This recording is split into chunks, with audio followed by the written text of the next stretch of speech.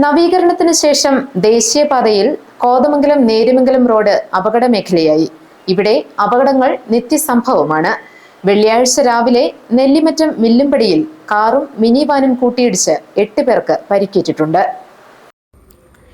നെല്ലിമറ്റം മില്ലുംപടിയിൽ മാരുതി കാറും ace mini വാനും തമ്മിലാണ് കൂട്ടിയിടിച്ചത്.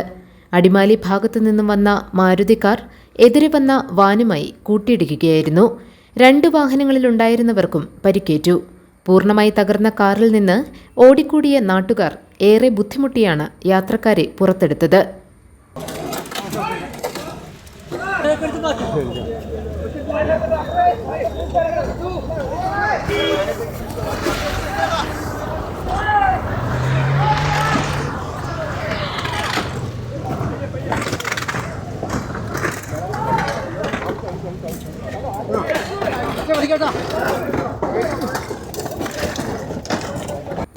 ചിന്നാർ മുല്ലേപ്പറമ്പിൽ സാബു, ഭാര്യ മിനി, മകൾ സോണ, ആലുവ സ്വദേശികളായ വയലോടത്ത് സിറാജുദ്ദീൻ, കാരായിക്കുടത്ത് ജോയൽ, കാരായിക്കുടത്ത് മിട്ടു, പശ്ചിമബംഗാൾ സ്വദേശികളായ ഹബിബാർ, സമീറുൾ എന്നിവരാണ് അപകടത്തിൽപ്പെട്ടത്.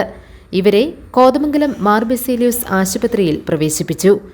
ദേശീയപാതയുടെ നവീകരണത്തിന് ശേഷം കോതമംഗലം നേര്യമംഗലം റോഡിൽ അപകടങ്ങൾ പതിവായിരിക്കുകയാണ്. വാഹനങ്ങൾക്ക് നിയന്ത്രണം നഷ്ടപ്പെടുന്നതാണ് പ്രശ്നം. റോഡിന്റെ അശാസ്ത്രീയ നിർമ്മാണമാണ് പ്രശ്നമെന്ന് ആക്ഷേപമുണ്ട്.